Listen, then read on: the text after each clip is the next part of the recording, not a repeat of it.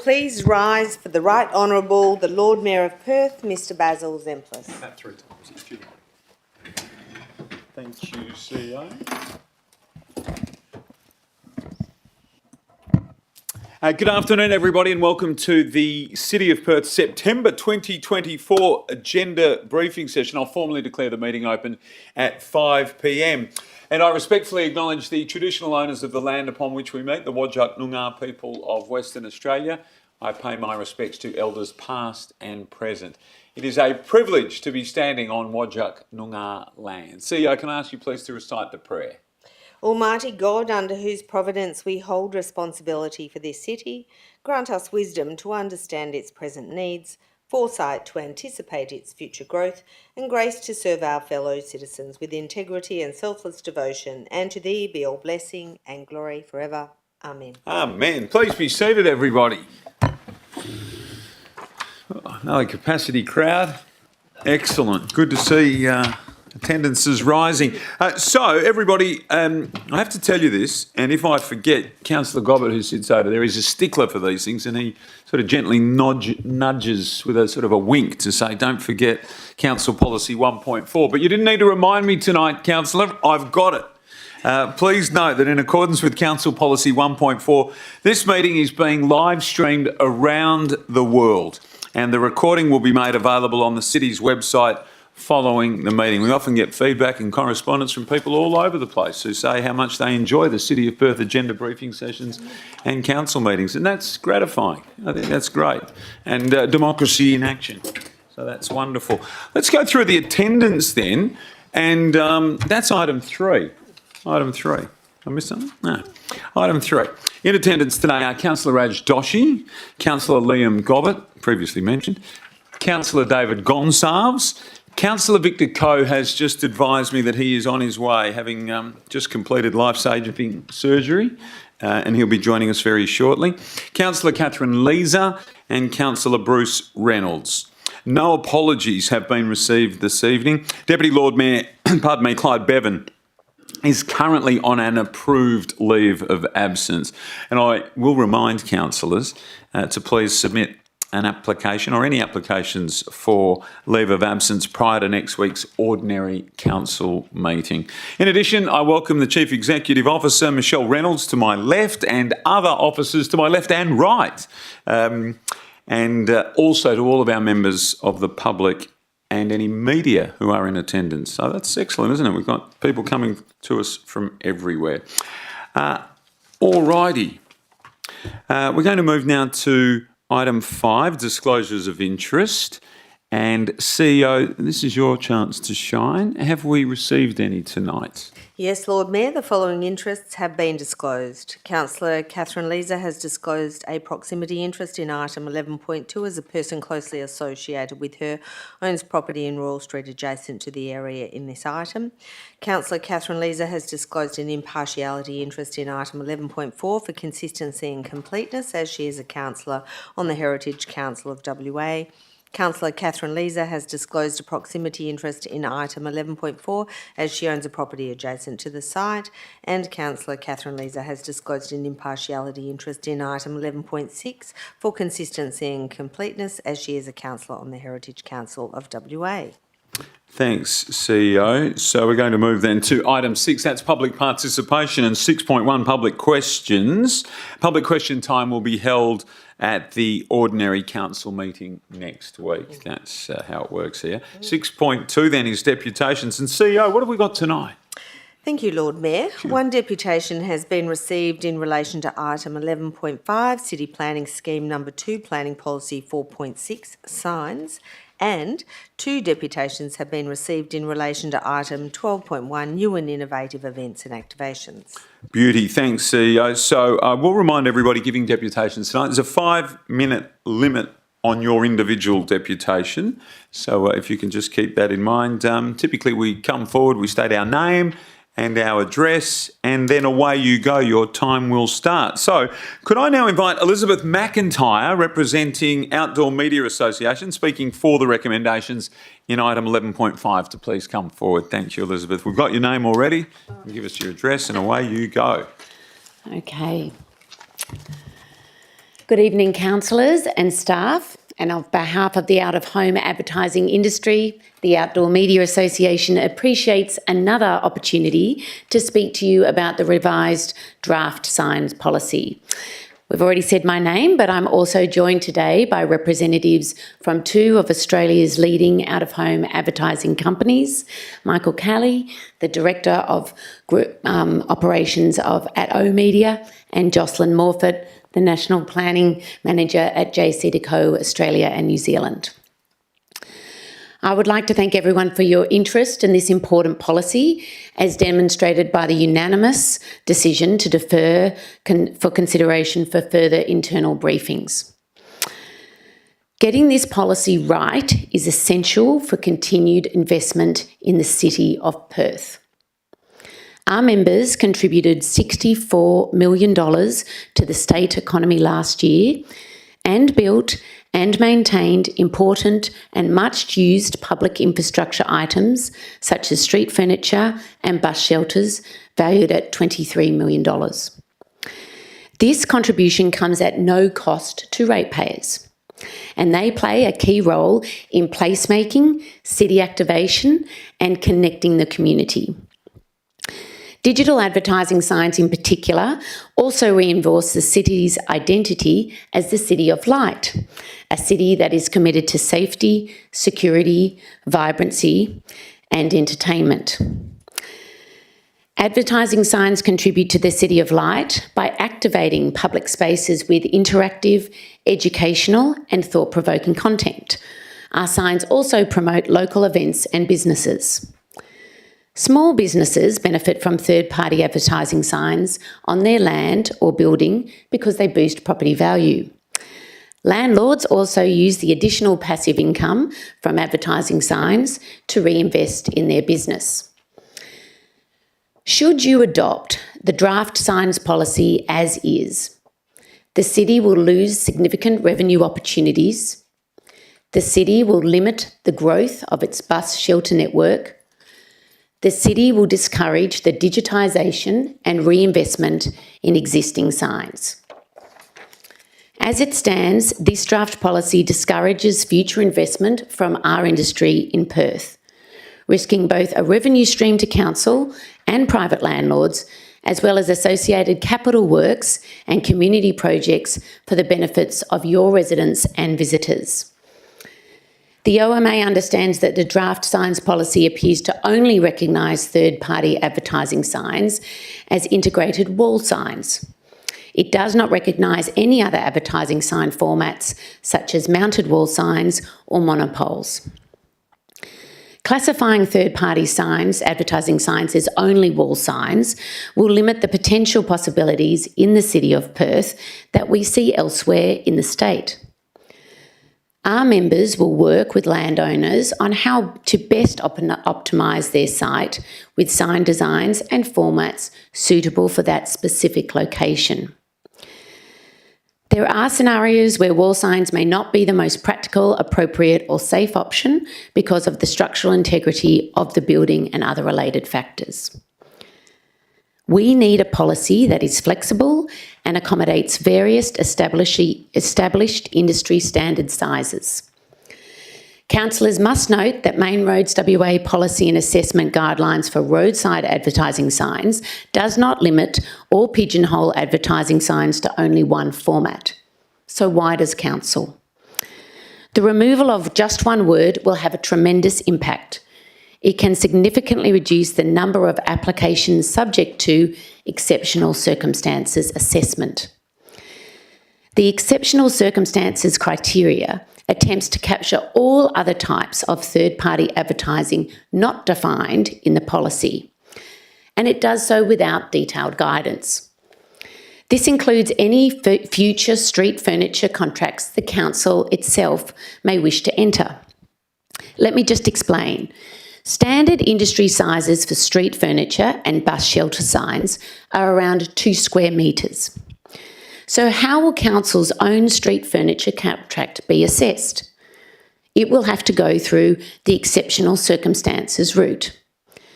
And because the draft policy is halving the sign of street furniture from 2 square metres to 1 square metres, Do councillors want a council contract that does not comply with its own policy?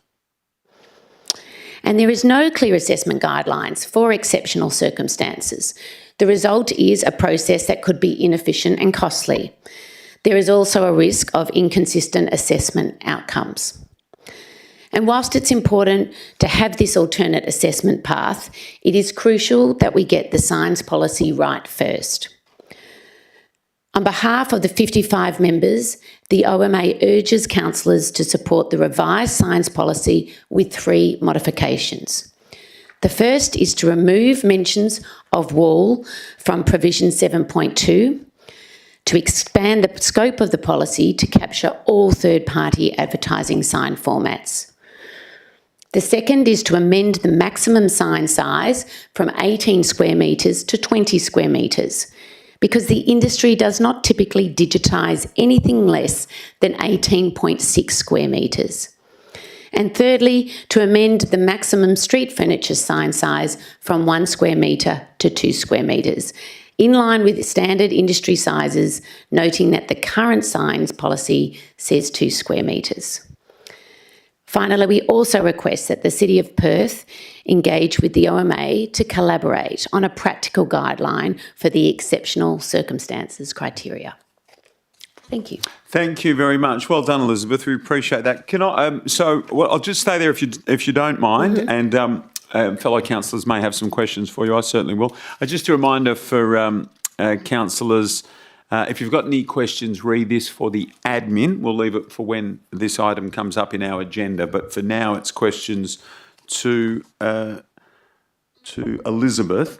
So, Elizabeth, those 3 points that you, the 3 exceptions that you're asking, and just to clarify, well, the 3 modifications. Yeah. So you were speaking in favour largely of the recommendations that we have in our 11.5, but with those 3 modifications, correct? Correct. Yeah. And also with, I guess, a more practical guideline for the exceptional circumstances. We note that the City of Perth feels that they've given one, but it is fairly ambiguous. Yeah. Can I just double check for my benefit again? So those modifications, if you like, you have previously. Is that mic? Can you just turn that off and turn it back on? Sometimes it does that. It turns the good garlic. There we go. Yeah, that should be better now. Have you previously communicated that to our team? We have. Okay. Thank you. Can I get you to clarify that third point about the 1 metre and 2 metres squared on the the signage that was on seats? Was that the last point? The street furniture Street size? furniture, yes. Yeah, so it's from 1 square metres to 2 square metres, and that is in line with the standard industry sizes, and the current policy sign says 2 square metres. I mean, your industry would go as big as you possibly could, wouldn't you? I mean, if you could light up our biggest buildings in entire signs, I'm not necessarily saying that's a bad thing, but, you know, you're in the signage game, aren't you? You're in the lighted up game. Well, we are in the activating some exciting spaces for cities game, and we're also in a broad stream media game of ensuring that people are educated and that the city is a vibrant and attractive space to be. We provide atmosphere. All around the world, when you think of London, you think of Piccadilly Circus, and that is, and Times Square, New York. Those are wonderful spaces that engage the community and also provide a lot of entertainment. And on the 3 modifications that you're asking for, do you think any of those, in your opinion, would present a danger to the public by going to those modified sizes that you're asking for? Not at all.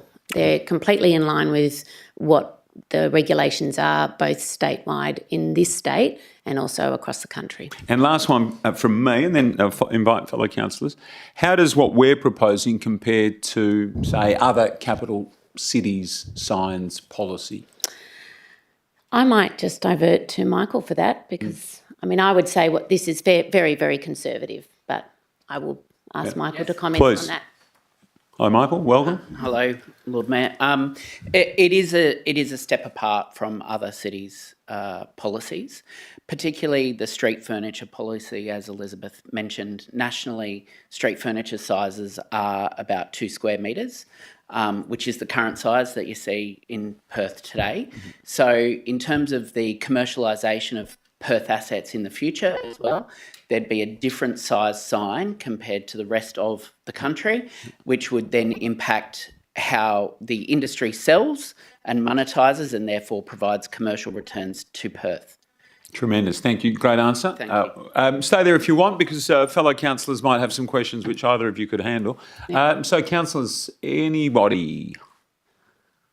Yes, Councillor Leeser. Thank you, Lord Mayor. Just to clarify, of the exceptions, you're saying remove the word wall. Correct. Is that what you actually said? Yes. Yeah, okay, and that would just broaden the scope would. entirely. Yes. Okay, cool, thank you. Councillors, any further? Councillor Gonsalves. Just wanted your view on the functioning of the exceptional criteria that you mentioned.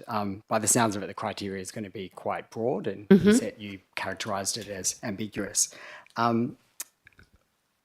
And it'll probably be used quite often. So what's your expectation in terms of the way other cities handle what's exceptional versus how our policy is? So I think, in conversations, and we have many with a lot of local government authorities and other councils, are trying to streamline processes, not burden their policies in terms of making another area which requires clarification and judgment. And that's our concern with this, that there aren't clear guidelines, that everything will end up in exceptional circumstances, including your own policies. And therefore, you're not only going to maybe get a mismatched outcome in terms of what is approved and what isn't. But more importantly, it's not an incentive for anyone to apply for any signs. It's going to be considered too hard. And what we're saying on behalf of our members in terms of investment in the city of Perth, that's certainly not an attraction.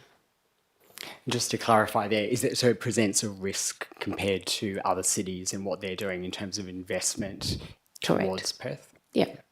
And I mean, I think just on another note, we've worked very, very closely with the Western Australian Department of Main Roads to actually, we've just signed, that policy came out yesterday, to be able to clarify a lot of these sort of similar issues. So it's almost a complete contradiction to what we've just worked very, very hard with the state body to achieve. And it was just mentioned before, just to continue, that the street furniture side would be effectively out of sync with national standards or national kind of practices.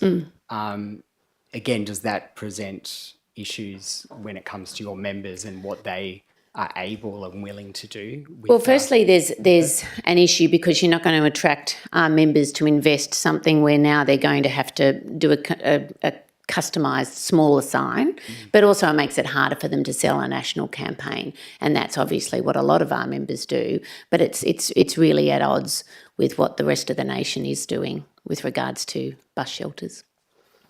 There's a bit of a silver lining in there, I suppose. I mean, point 27 is in there so that everything could be considered. Sure. So I see it from your point of view, and just advocating on behalf of what we have in front of us, I guess. It does also mean that nothing couldn't be considered. So we are pleased to see that there, and that was something that came up out of previous discussions, and that was council that advocated for the ability for everything to be able to be considered, because we didn't want things just to be knocked back because they didn't fit into a little, into a certain size bracket. We wanted to be able to bring them, and we're very conscious of the fact that actually, as you said, some of the great attractions of some of the great cities in the world is their digital signage. I suppose on what is point 27 for us, exceptional circumstances criteria, it does actually give our team the ability to consider anything, and anyone could bring anything to us. But we'll ask some more questions around that to our admin when it comes back up, unless there's any further questions from any councillors. Councillor Gonsalves? Thanks. You mentioned there also about revenue-raising opportunities. I'm wondering what that looks like for other major capital cities, and how could our policy expand on that? Well, I think, and again, I will revert, but I can say for sure. I know in Brisbane City Council, they have an entire area that underwrites all of their community activities, promotes their local business, and that's what the funds are used for. So, there's lots of councils that are using this revenue to have more activities for their ratepayers and visitors. But Michael, did you want to comment on any other councils outside of that? I think it just goes back to the earlier point around if we have a standardised offering nationally, that's how we get the best value for money for our council partners, which is then reinvested into additional infrastructure. So having a non-standard size makes it very difficult to then invest in the first place, but also to provide returns to council. I think the broader sweep is that we have a lot of private landlords in the city of Perth as well, and potential private landlords. And if there's a policy that makes it a little bit more difficult to get approved, obviously we want to make sure that there's appropriate standards in place, but we want to approach our DAs with consistency. And while I also completely acknowledge the Lord Mayor's point around the exceptional circumstances, and we can then come to council and effectively ask you to consider anything, what we also don't want to do is become an administrative burden on council. So with some clearer realms around what exceptional circumstances are, we'll probably get a better outcome for all of us. And I guess that's a burden on our members as well, put in everything. We don't actually all have those resources just to apply for everything for everywhere. Sure. Just the last question, just I'm intrigued. You've got a great contingent here, or a sizable one, and it looks like you've come from around Australia to be able to be here for this meeting and provide us with the kind of evidence and knowledge base that you have. Just wondering how many meetings have you been able to have with the city administration in order to develop these ideas at an earlier stage, especially now that this is coming back to council for a second time? We've been able to have 2 meetings and we've submitted. Yep. But we see Perth, like all of our central business district areas around Australia, is vitally important for this nation, for the visitors and for the people that live in those cities and enjoy it. So this is very important to us, but in its current standing, it's not an attractive city for our members to want to invest in. Thank you very much. Good job, team. Does 18 to 20 metres really make that much of a difference? It does when your average signs are 18.6 metres. Well, a little bit dramatic, that last point. It makes it an unattractive city to invest in because we're proposing 18. You said I'm not preempting anything here, but I was just making sure that I'm hearing properly. It's not for the digitisation of those signs, we only digitise 18.6 square metres. So those are the standard signs that we would digitise. So I'm not being dramatic. I'm just pointing it out. All right. Thank you very much for doing so. Good job, Michael. Good job, Elizabeth. And thank you for being here from wherever you've joined us. Where have you joined us from? Sydney. Wow. Went there once. Beautiful place. You don't need to go back. Thank you. It's not that attractive. Thank you very much. Cheers. Thanks for being here and we appreciate it. I'm now going to call Brent Patton and Mark De Silva, representing Power Energy Promotions, who are speaking for the recommendations in item 12.1 to please come forward. So name and address, and then time will start. Thank you, Lord Mayor. Brett Patton, obviously representing Power Energy Promotions, and to my left, distinguished gentleman Mark De Silva here, who won't be talking, and of course Eric Purvis as well, as part of the Power Energy Promotion bid today. I'd assume, my learned colleagues, that you would have had a chance to have a look at the brief, the presentation that we put forward for a Matters for Decision for today. So we're just going to go through a few little items here just to talk about what we're looking to do as part of the Power Energy Promotion. And fundamentally, we're looking to bring an e-kart World Championship race to Perth. And we feel this is a unique opportunity to enhance Perth's global profile, drive economic growth and reinforce its commitment to sustainability. This event aligns with Perth's ambition, we believe, to be a leader in cutting-edge green initiatives while showcasing its world-class infrastructure. Some of the things that we think bringing an Kart World Championship to Perth will bring will obviously be the economic benefits, the economic impact to Perth. We'll attract visitors from all around the world. We're looking to get about 20 drivers come out of Europe, another 5 to 8 drivers come out of Asia, and about 5 drivers come out of Australia to put on what we know will be a wonderful e-Kart World Championships starting World Championship race here in Perth. We feel there'll be a job creation opportunity as well, to create both direct and indirect jobs from roles in event management, logistics, hospitality, to security, vendors and event staffing. And this will contribute to the short-term economic boost, particularly in sectors like tourism, hospitality and retail. More importantly though, for the constituents of Perth, the local business revenue, looking beyond the job creation, we know that this event will boost revenue for the local businesses, particularly those involved in food services and transport, accommodation, entertainment. Partnering with local suppliers for the event infrastructure will further embed the economic impact within the community. Global visibility. That's really, we want to make sure that there's the global eye on WA, on Perth, in essence, elevating Perth internationally.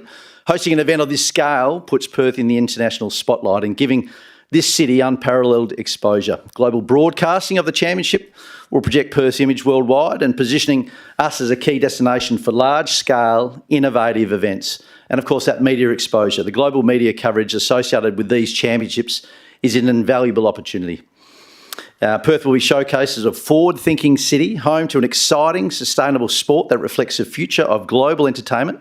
International media will also provide an opportunity to feature local attractions, businesses and innovations, drawing further interest in the city as a tourist and business destination. Sustainability and innovation. We have a commitment, certainly in Australia and Western Australia, to green technology, and Western Australia and Perth are known for their natural beauty and innovation in green energy. And the electronic kart racing, which produces zero emissions, is the perfect fit to reinforce Perth's commitment to a more sustainable future.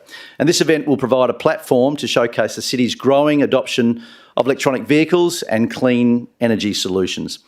And of course, it's an alignment with sustainability initiatives. The e-Kart World Championship highlights the future of sustainable motorsport, driving innovation while reducing the environmental footprint. And Perth will demonstrate how sustainability and entertainment can go hand in hand, inspiring other cities to follow suit.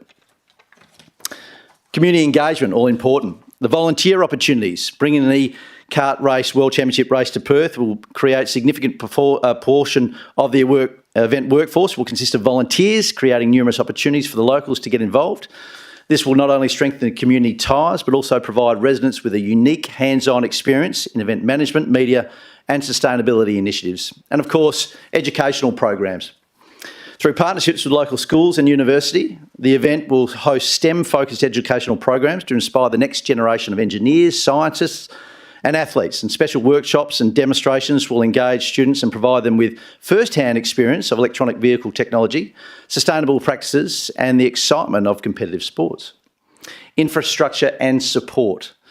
Existing facilities. So Perth already has the infrastructure needed to host this event of this scale, from its roads and public transport systems to accommodation facilities and event venues. Key locations can be adapted to meet the championship's specific needs without requiring significant new investment. And the city support. To ensure the event runs smoothly, we will require the city support in areas such as venue availability, marketing, security coordination. Additionally, collaboration with local agencies and businesses will be crucial for maximising the economic and social impact. And just to summarise very briefly, hosting the e-Kart World Championships in Perth is a transformative opportunity that will enhance the city's reputation, drive economic growth and position Perth as a global leader in sustainability and innovation. So we believe that with the City of Perth's support, this event can become a landmark in Perth's event calendar, benefiting both the economy and the community for years to come. And we respectfully seek your partnership to make this vision a reality. Thank you. Thanks, Brett. Excellent presentation. We appreciate it, and bang on the time as well. So I'll invite some questions from fellow councillors in just a moment. So just confirming, from me firstly, so there's an additional, the recommendation before us from our team is for $170,000 in the first year, $170,000 in the second year.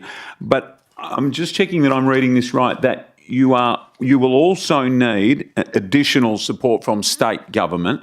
And I've got here $200,000 $200,000. Is that? Can you confirm that? We do need extra support, but it'll be coming through a bid with tourism, and it'll be a little bit more than the 200,000. Okay, but you're in the mix for that? Absolutely. Yeah, okay. Yeah, all right, understood. Thank you. That's from me. Otherwise, it sounds like an excellent event. Anyone else? Questions? Councillor Doshi. Thank you, Lord Mayor. So how many days overall will this event cover? I understand that obviously the major event will be on that full day. Correct. But sort of how many days overall will it take with regards to like the STEM programme and the other bits and pieces that you've got? Generally on the day we'll host those activities, but we're looking, it's probably a bump in, bump out about 5 days. So the actual day we'll host the one-day event, and there'll be activations all around that with STEM, with green technologies, and with a lot of partnerships involved in the actual one-day event. But the bump in, bump out will be across 5 days. Thank you. And my next question is, so do you have, you said about coverage, do you have any sort of TV channels and people now that are involved or that will be covering it? How is that coverage going to take place? What will that look like? Yeah, absolutely.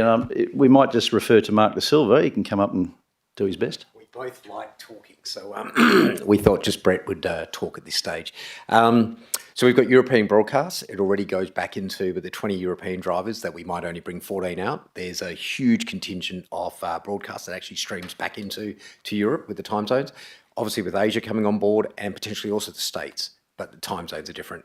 They've also got a huge influencer following each of the drivers, so that we've also got that to play off. Each driving team would bring 6 mechanics, family, etc., into the city as well. Councillors, anything further? Councillor Gonsalves. Thanks. Great deputation and presentation. I'm just wondering, in the submission, you mentioned the educational programs and STEM and inspiring people in STEM roles.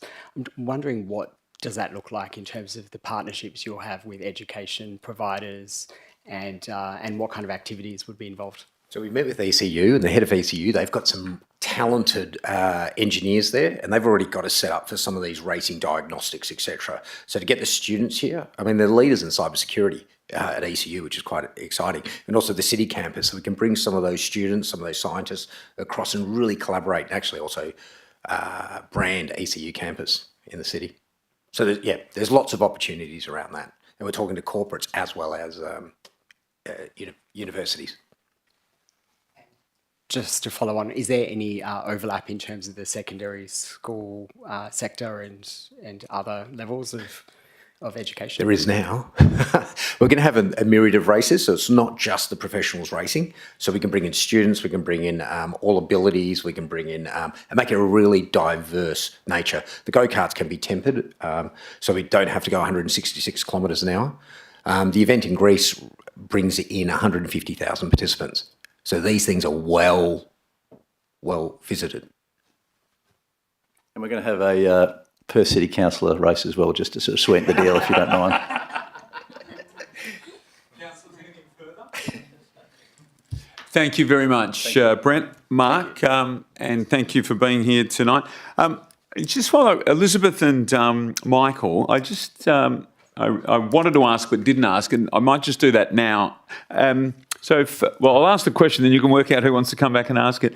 Just in regards to the exceptional circumstances criteria, right, with your knowledge of signs that go up in cities and places, how often do you think a sign application might have to go through the exceptional circumstances criteria rather than just fit in the criteria that you're proposing the alterations for? Thank you. Thanks, Lord Mayor. In relation to the request around the modification for the wall signs, so if that wasn't changed, we would have to progress everything through a exceptional circumstances Because criteria. the standard is above that size. Yeah, because the standard is that it's not just wall signs that we do, it's also monopoles or wall-mounted, which is slightly different. So there'd be more applications coming through, and as Elizabeth mentioned, even in relation to your own infrastructure with bus shelter advertising, that would also have to be treated as exceptional circumstances. Okay. So it would be often, you think, we'd be using that Yes, provision. Lord Mayor, and that's why I think that the point that I was made earlier was around while we want to keep progressing applications that are good for urban design, and while I do like lighting up certain elements of a city, that's not what the outdoor industry is about. It's about thoughtful design and placemaking. And we certainly wouldn't want to be in a situation where we're adding administrative burden to council. It's more about how we add value to the public realm. Thanks for the clarity, Michael. Thank you. Thanks again, Elizabeth. I should have said, so that this item will come up. You're not obligated to stay for the whole meeting, obviously, anybody, but this item will come up very soon, as will item 12.1 in regards to the power energy promotion. So you're welcome, obviously, to stay for that. As is Jack Shin, who I'm now inviting forward, representing K-pop culture Perth, speaking for the recommendation in item 12.1. Jack, if you could give us your name and address, and then we're away. Good afternoon, Lord Mayor and councillors and everyone. My name is Jack Shin from K-pop Culture Perth of 259 Beaufort Street, Perth. Thanks for the opportunity to represent K-pop Culture Perth regarding proposal of Perth K-pop Music Festival. K-pop has seen a tremendous rise in popularity across Australia over the past 12 years, capturing the hearts of fans nationwide. This surge has been particularly evident in the last 8 years, with an increasing number of K-pop artists choosing to tour Australia, such as Psy of Gangnam Style, Blackpink and BTS, etc. However, these tours have primarily focused on Sydney and Melbourne, leaving other cities craving the same excitement. Next year, Perth is poised to experience its first major K-pop event, making a significant milestone for the city. Perth boasts a diverse population, including many residents from countries where K-pop is immensely popular. Perth is such a vibrant city with so much to offer, and I think it's about time we share that energy with the world through a K-pop music festival. K-pop culture would like to bring the K-pop sensation to Perth and fulfill desires for locals to enjoy and witness the K-pop scene. K-pop has amazed a large global following due to its a broad appeal, adaptability, wholesome themes, exciting dance routines, and the sense of belongings it fosters among the fans. This single stage event to be held on Langley Park on Saturday, 25th October 2025, and will be the first a K-pop event held in Perth or WA. This would be a fantastic way to showcase Perth's beauty and talent, but it will also bring a great benefits to our local businesses and community. Let's bring the K-pop spirit to Perth and make an unforgettable experience for everyone. Thank you. Thank you very much, Jack. Well done. So I know you said it just then, but just clarify the length of the event. Just one night, the Saturday one. It's one night. It's on the weekend, but obviously Saturday night. Yes. And how many people do you think? How many tickets do you think you can sell? So based on the Fred again happened not long ago. Based on that, approximately 15,000. We loved Fred again. Yeah. I think it was more than that actually. I think it was about 20,000. I was told. Yeah. So I'm expecting around about the same number of attendance.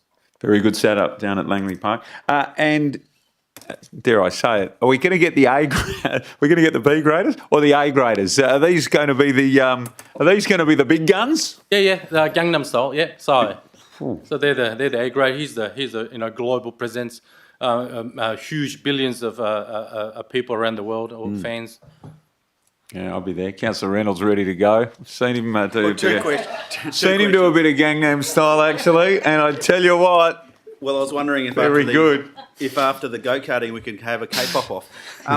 So how do you evaluate the market for this? How do you know what the market is in regards to the attendance values? What sort of indicators have we got to sort of know that people are interested in it and will come?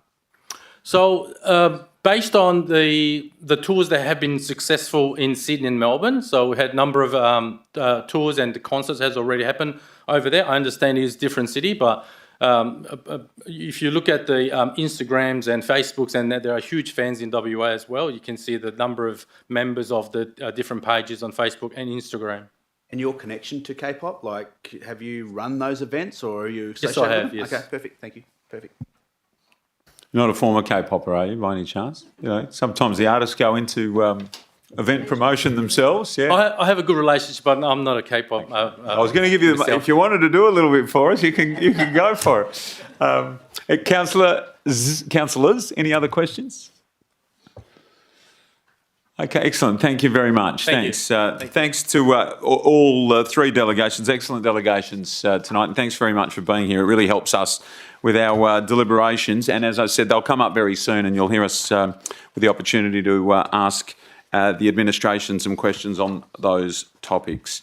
So items 7 to 10 will be dealt with at the ordinary council meeting next week. So we move straight away to reports. And as we move through them, I will ask any councillors if you've got any questions in relation to these items. Firstly is item 11, Planning and Economic Development Alliance reports. First one is 11.1, draft Brown and Kensington Streets Character Area Local Planning Policy. No questions on notice. Councillors, any questions? Break my chain. Okay, we move to 11.2, the draft Royal Street Neighbourhood Centre Character Area Local Planning Policy. Councillors? Councillor, yeah, if there are questions. So do we have any questions, councillors? Councillor Leeser, stay where you are. We move on. 11.3 is the draft Hay Street Neighbourhood Centres Character Areas Local Planning Policy. Councillors? All righty. 11.4, proposed designation of East End Heritage Area and draft East End Heritage Area Local Planning Policy. Councillor Leeser will again need to leave the room if there are any questions, but only if there are questions. Councillors, any questions? Okay. Move to 11.5, and this is City Planning Scheme Number 2, Planning Policy 4.6.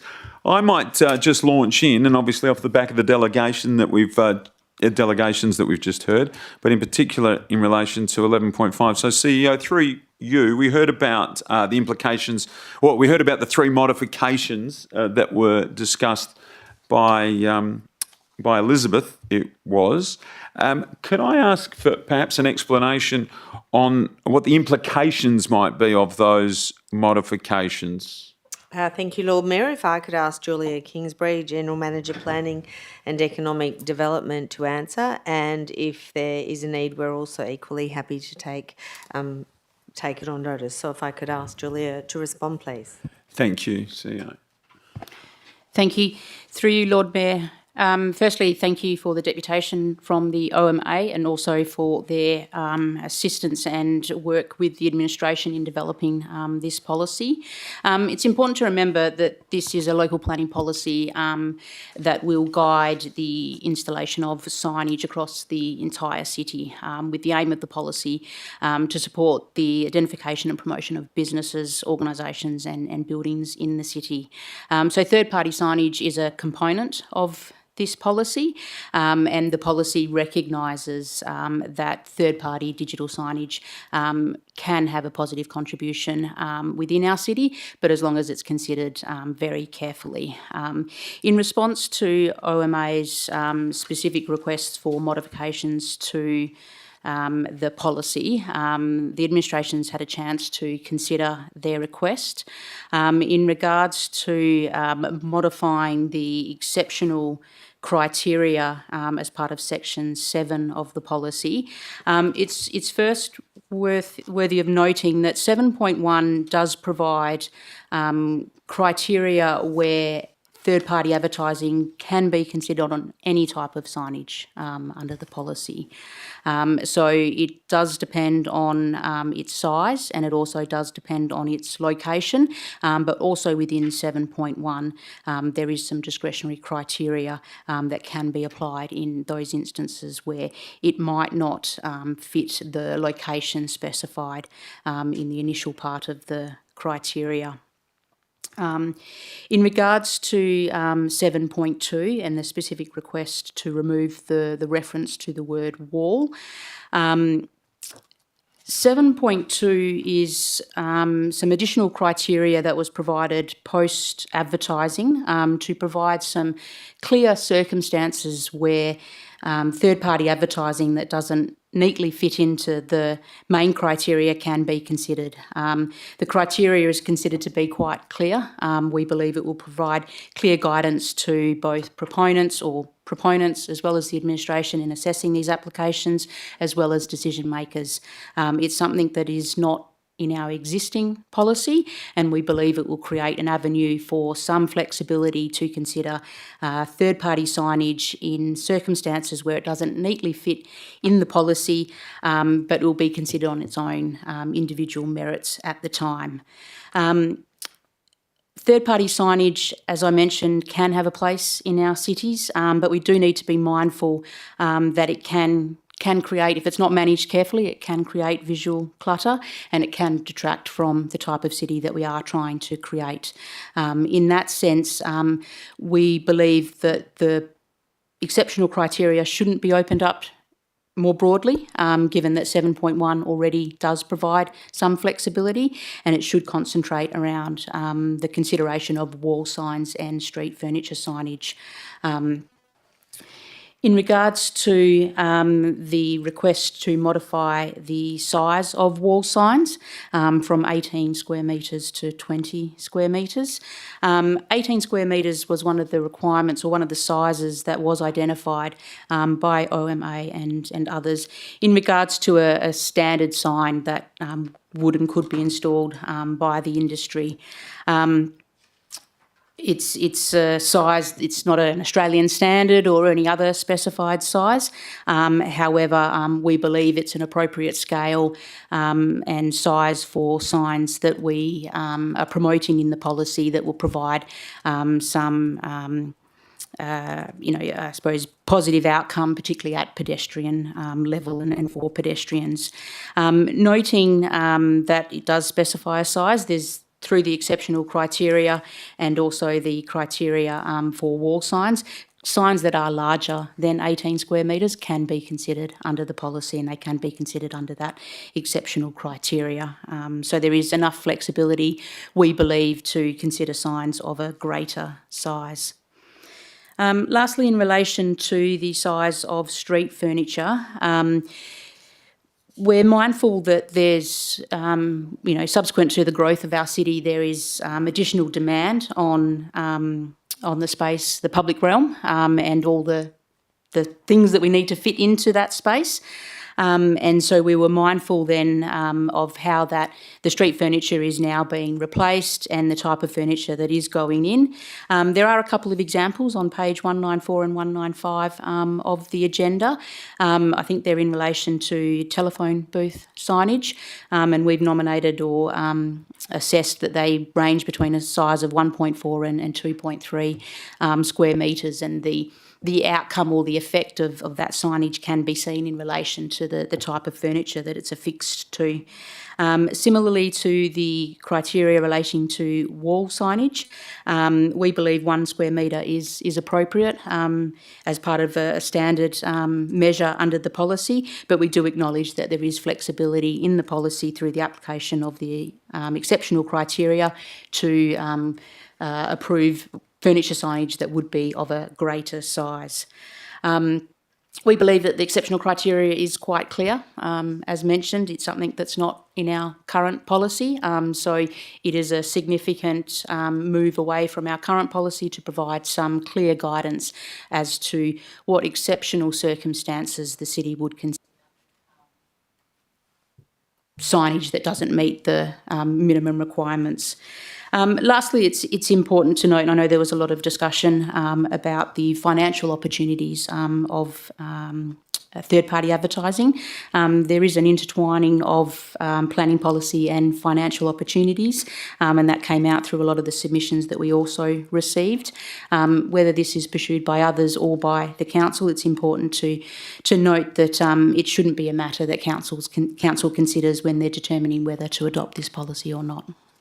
Thanks, GM. I'll just follow up with a couple from me, and then I know Councillor Gobbett and I'm sure others too. So just on the, do we acknowledge the point made by our guests tonight that the street furniture actually goes against what we currently have? Through you, Lord Mayor, it is a reduction. Our current policy does state 2 square metres and we are proposing 1 square metre. And it really is in response to, I suppose, how the city is growing. And like I said, the competition, particularly on our footpath, for street furniture and other infrastructure. And as those examples sort of show, maybe sometimes an advertisement of 2 square metres or more is not quite in proportion with the furniture itself. So the lesser size was considered appropriate. However, there is the flexibility to consider signage that would be of a greater scale. So if this were, through you, CEO, if it's all right, if this were adopted, would the existing signage that wouldn't meet the new criteria, if it were adopted, would we then go back and tell everybody they've got to take those down, or would their contracts run out and then we'd do it? How would that happen? Through you, Lord Mayor, no, the policy wouldn't apply retrospectively. If there is signage out in the city that has an approval, it will run with the approval that it's already received. We won't go and advise people that it no longer complies. This will apply to new signage. In the event that any signage is brought to the city's attention that may not have received approval in the past, we would follow the standard compliance practices. Just one final one from me before councillors have the opportunity. So on the point the exceptional circumstances criteria, I think Michael does make a valid point. Are we opening ourselves up to a tsunami of paperwork? Because, you know, if almost every sign is going to come from that category, then our team might find themselves processing a lot of applications. Through you, Lord Mayor, I don't believe it will be the case. All applications for third-party advertising currently require planning approval from the city. It's something that the city deals with currently on a regular basis. Signage that doesn't strictly meet the size criteria as identified in the policy does require planning approval. If anything, compared to the current policy and this new policy, it will give greater guidance to the city officers assessing the applications as well as decision makers. So the city would continue to work through development applications in an efficient process, but we believe this policy will actually have be more effective in that assessment process. Thank you, Councillor Coe. Just acknowledging his arrival. Thumbs up, thumbs down. Another one saved. Thank you, Councillor Coe. Incredible track record. Councillor Gobbett, because it's unfortunately now is not the appropriate time. Were you putting your hand up then, Dwayne? It's not the appropriate time. My apologies, but you're always welcome to correspond through other channels. Councillor Gobbett first, only because he had my gaze, and then happy to come over to this side of the table. Yeah, thank you, Lord Mayor. And if with reference to page 191 in our agenda and the comments provided by the city, and in also reference to the statements made by the Speaker earlier, that they were committed to safety and security and vibrancy, have main roads been sought for comment on the revised plan? It's my understanding that the sign as it's presented would still be non-compliant. CEO, through you, through to the GM. Thank you. Through you, Lord Mayor. I believe main roads have been consulted. I'll take on notice as to whether they've been consulted on the revised policy, and in light of the information that OMA provided in their deputation, that a new policy was also provided, we'll take on notice a question in regards to how this fits with those requirements. Sure, thank you. And second question, with the reference to our own infrastructure, could you please clarify where the difference between where we might enter into a license agreement to provide that infrastructure and the implications or the impositions of the policy? Where does the license agreement that we might enter into take precedence over the application of our policy, and can we ignore our own policy guidelines? Oh, yeah, through to you. Sorry, Chair. Through you, Lord Mayor. They would, I suppose, be dealt with separately in a sense. Any signage proposed, whether it's by a separate proponent or whether it is proposed by the city, would need to be considered against this policy. So in the event that it doesn't neatly comply, it would also be considered against the exceptional criteria in the same way that we would consider an application from a different party. Thank you, Councillor Gobbett. Councillor Doshi, and then over to this side. Councillor Doshi, thank you. Thank you, through you, Lord Mayor. Can I just understand from the administration that the steps and process going through the approvals for 18 metres squared, what they look like, not in detail, but just what they look like as steps in comparison to 18.6 metres squared, please? CEO through to the GM, thank you.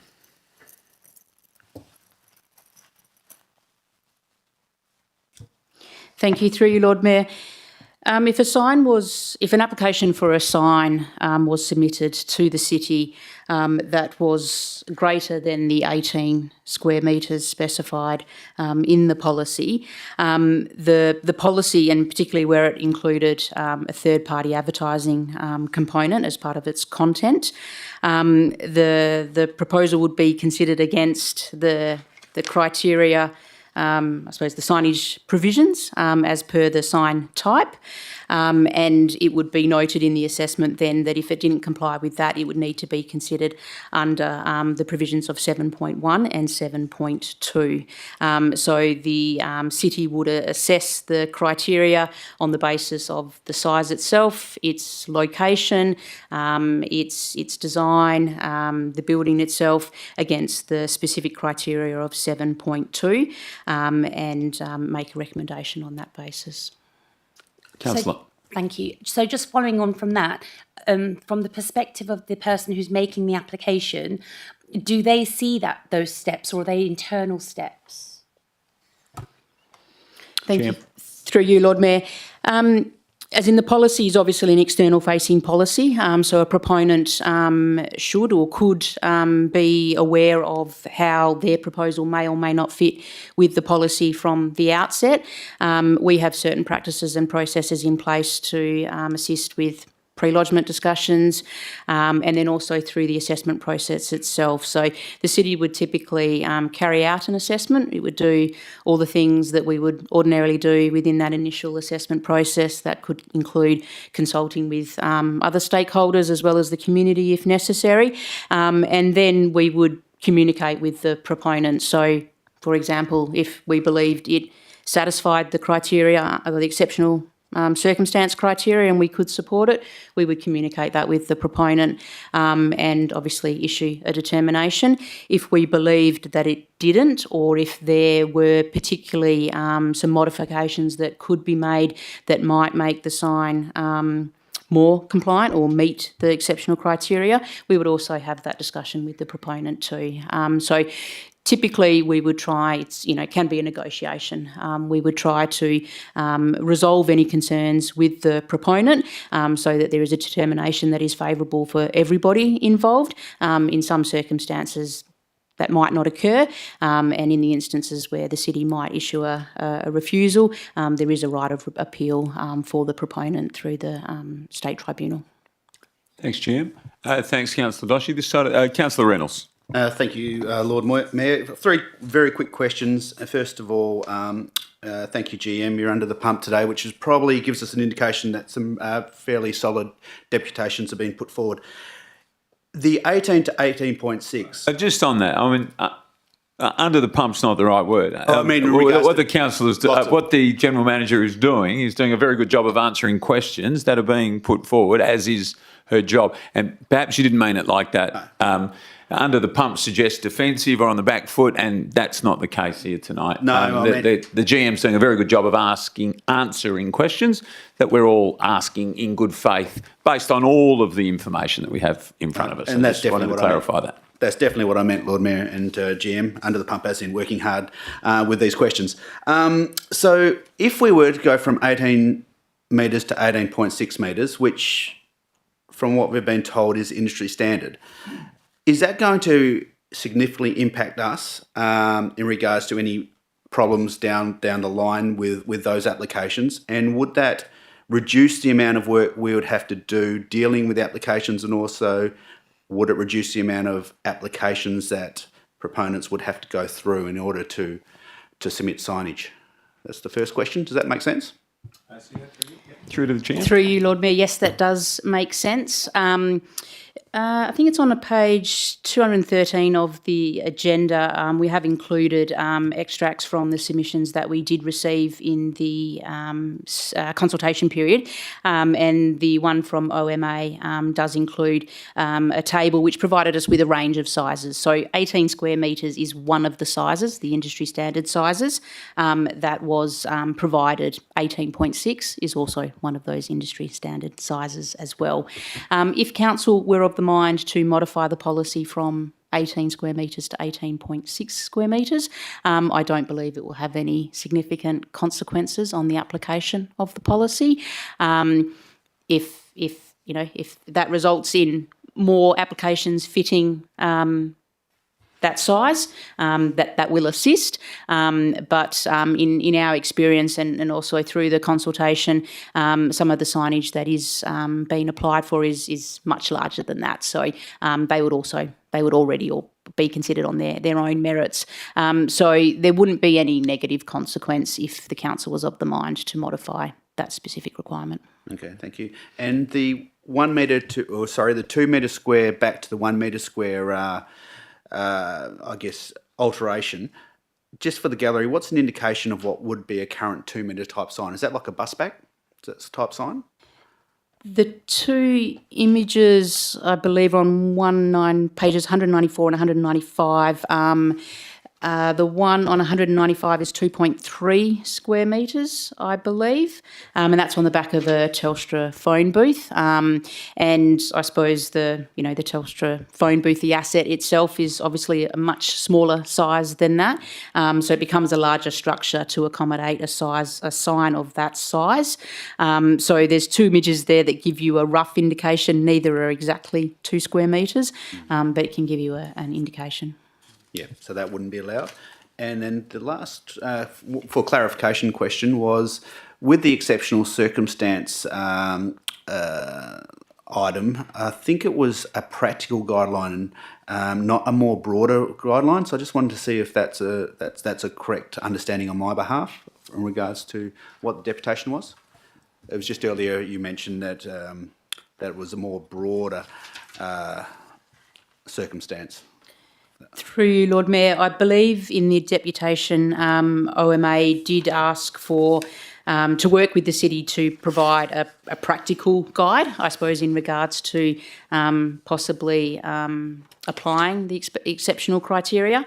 As mentioned, we believe that the exceptional criteria is really clear. It's backed up by some clear policy objectives, principles, and also definitions. It does give proponents as well as officers as well as decision makers clear guidance. So I'm not sure a practical guide would be needed. It's not typically done for local planning policies. The idea is that they do provide some clear guidance as to when what type of development is acceptable, and if any discretionary criteria is required, it provides clear guidance in regards to how that is determined. Thanks, GM. Councillor Leeser. Thanks, Councillor Reynolds. Thank you, Lord Mayor.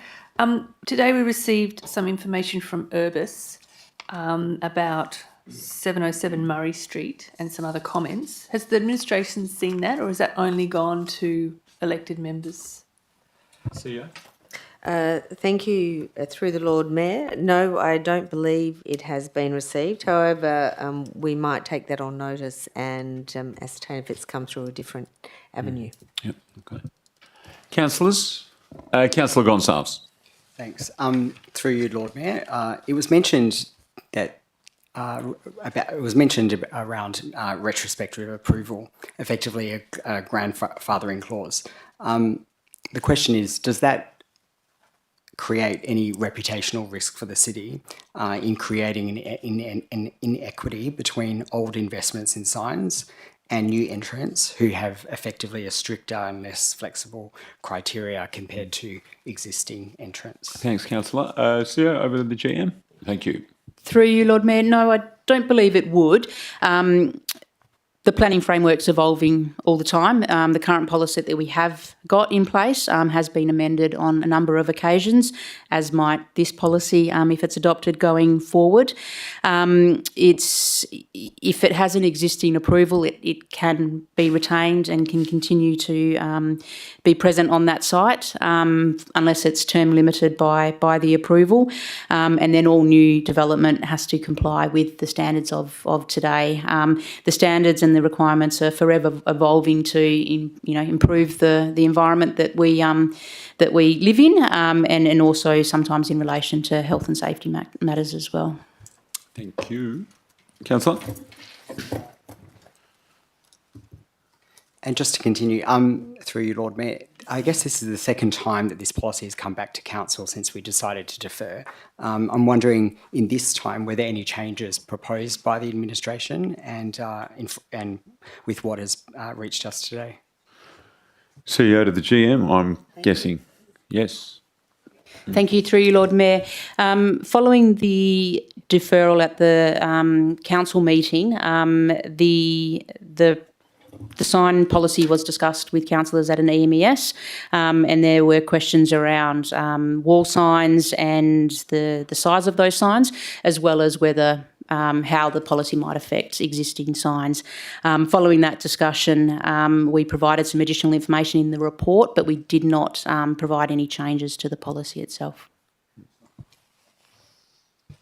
Thanks. And I'll just, the last question is, in terms of the number of applications that we might see through an exceptional criteria process, is there a risk that the opposite of that would be that we have a chilling effect on the industry where people simply don't apply because the exceptional criteria is so burdensome or not consistent with other cities around Australia? GM. Through you, Lord Mayor, I suppose that question's difficult to answer in terms of speaking on behalf of proponents that may consider installing this type of signage within the city or not. I can say from my experience with the city's team, the current policy has very limited flexibility as it is, and it doesn't deter people from applying. They would be entitled to apply in the same manner. So it's difficult to answer, but in my view, I don't think it would. Thank you. Councillors, any further questions?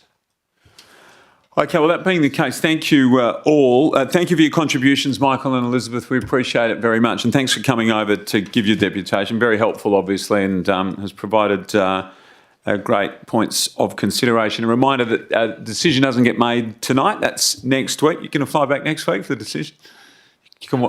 You can watch it on the live stream. Thank you very much for being here tonight. Also, we really appreciate it, and I'm hoping that you've got 6 o'clock dinner plans and are going to visit one of our great restaurants here in Perth. So, thank you very much. We do appreciate you being here, and thank you, councillors, and to the General Manager. Thank you for handling those questions so professionally. 11.6 is the proposed designation of Pier Street Heritage Area and draft Pier Street Heritage Area local planning policy. Councillors? 12 is Community Development Alliance reports. 12.1, new and innovative events and activations. Councillors? Yes, Councillor Leeser.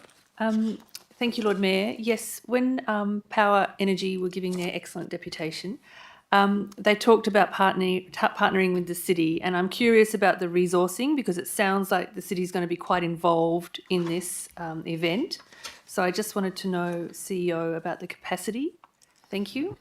Thanks, Councillor. So, CEO, to you first. If I could invite the General Manager, Community Development to respond, please, Lord Mayor. Sure.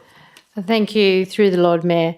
You are correct. This is the first time we've taken this approach in regard to looking at new activations and innovative events. So this is a bit of a learning process for us. It certainly has taken a significant amount of resource to get to this particular stage. And once we get through this process of decision making, we will work through each of the agreements individually, looking at the bespoke needs for each applicant. Thank you, GM. That's it for Councillor Leeser, yes. Councillor Gonsalves. Thanks. It was just mentioned there through you, Lord Mayor, that that this is a new activation based on a new policy, the new and innovative events policy. I'm wondering, a lot of the deputations revolved around partnerships, or they mentioned that that was going to be one of their strengths of many of the events. In this new and innovative events policy, does the city and the administration have a role in being able to link up and facilitate those kind of partnerships, whether it be with educational providers and other groups?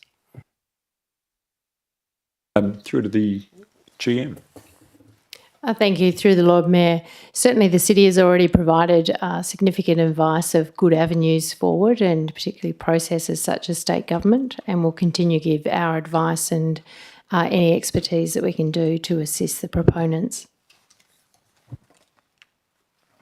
Councillors, nothing further? Thank you. So we're going to move to 13 and 14. And to those of you that were here and gave delegations on 12.1, thank you very much for being in attendance tonight. We appreciate it very much. Very useful to us as we now deliberate. 13 and 14, Infrastructure and Operations Alliance reports. Good night to our guests. And Commercial Services Alliance reports. None of those tonight. 15 is Corporate Service reports. And 15.1 is the monthly financial statements for July 2024. Councillors, any questions there? Okay, 15.2 is schedule of accounts paid for July 2024. Councillors? 16, Chief Executive Officer reports.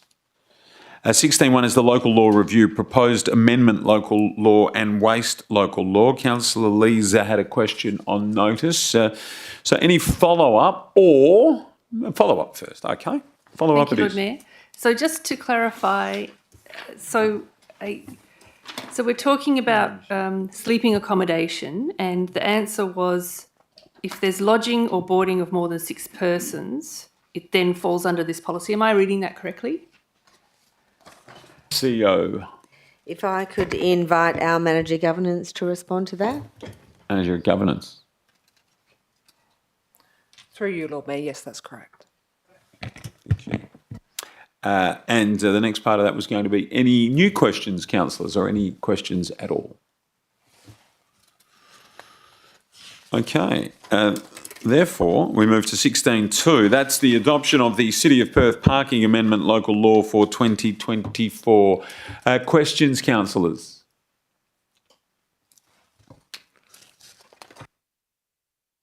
Oops, thank you. 17 already. 17 is committee reports, none of those tonight. 18 is motions of which notice has been given and they'll be dealt with at the ordinary council meeting next week. 19 is matters for which the meeting may be closed, other than the close, which comes up in 2 points.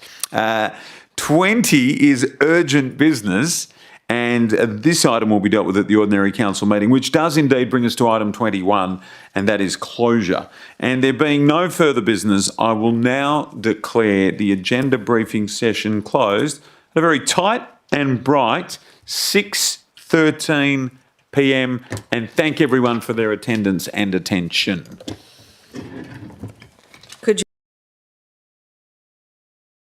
Mr. Basil Zemplis. Thanks, everyone.